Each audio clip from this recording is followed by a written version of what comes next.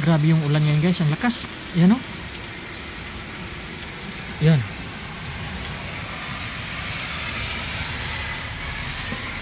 Takot ako lumabas, baka ma-one shot ko. Lakas ng ulan. Grabe.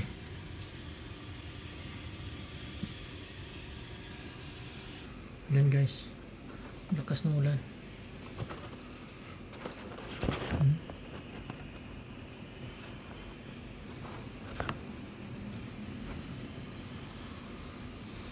Yan. Pana yung kidlat at saka kulog. Grabe. Ayun guys, oh, maitim yung kwan, yung paligid, oh. Ayan. Kaya makapal yung kwan, yung ulan. Ayan.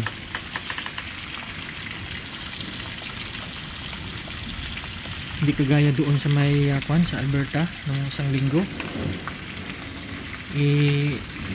May hill doon, umulan ng kwan, ng yelo. Grabing mga sasakyan yung nasira kasi napakalaking kwan, napakalaking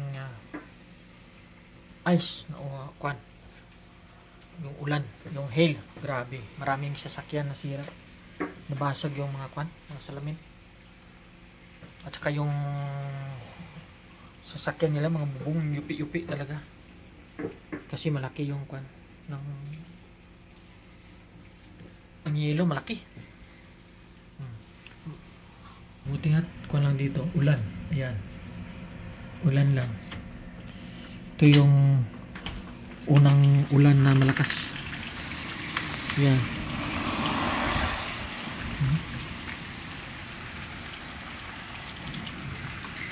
Ayan, yun. Grabe yung daloy ng tubig. Pero yung maganda dito guys, yung drainage. Dire-diretso agad yan sa drainage. Tapos nilinis agad nila yung drainage noon. Kaya walang problema dito sa sa lakas ng ulan, kasi yung drainage nga malinis at saka malaki. So walang halos na baha dito. Pwera lang sa ibang lugar yun, baka meron, pero dito okay naman dito sa sa lugar namin dito. Ayan. Tsaka malakas guys, pero yung kulog at saka kidlat na ako lumabas, baka makakuha tayo ng ng kidlat. Ayan, ng kidlat. Mahirap na, baka matamaan na, marami kasing ganun na pangyayari, tamaan. Ayun yung isa, takot sa kulog. Takot sa kulog. Tsaka ito yung isa, makulit. Kulit, yan. Makulit. So yun guys, makakuan dito ngayon yung panahon. Masama yung panahon dito, malakas yung ulan. So yun, ingat tayo lahat guys. Thank you for watching.